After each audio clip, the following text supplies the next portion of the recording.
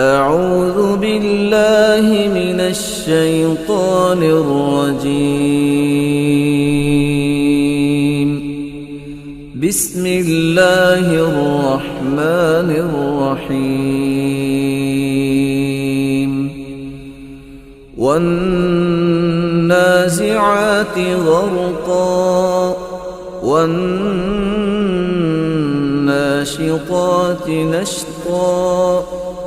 والسابحات سبحا فالسابقات سبقا فالمدبرات أمرا يوم ترجف الراجفة تتبعها الرادفة قلوب يومئذ واجفة أبصارها خاشعة يقولون أئنا لمردودون في الحافرة أئذا كنا عظاما نخرة قالوا تلك إذا كرة خاسرة فإنما هي زجرة واحدة فإذا هم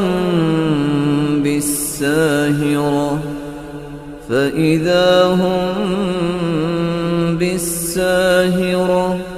هل أتاك حديث موسى إذ ناداه ربه بالواد المقدس طوى اذهب إلى فرعون إنه طغى فقل هل لك إلى أن تزكى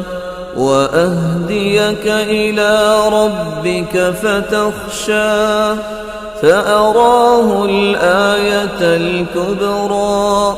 فكذب وعصى ثم أدبر يسعى فحشر فنادى فقال أنا ربكم الأعلى فأخذه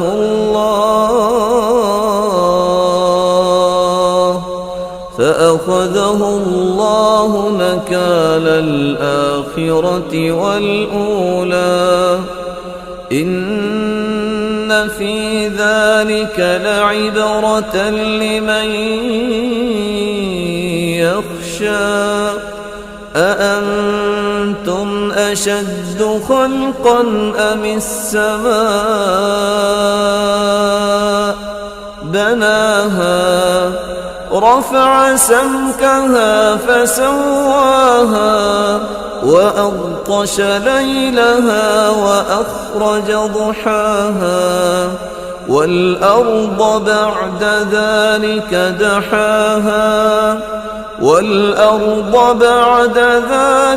دحاها أخرج منها ماءها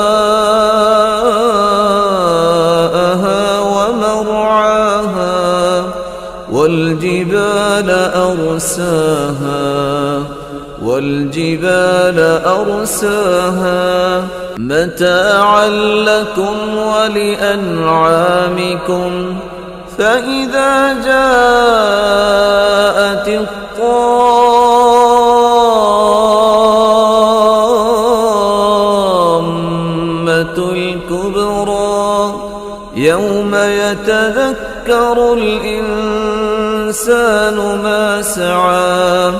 وبرزت الجحيم لمن يرى فأما من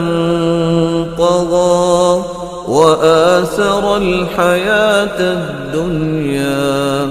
فإن الجحيم هي المأوى وأما من خاف مقام ربه ونهى النفس عن الهوى فإن الجنة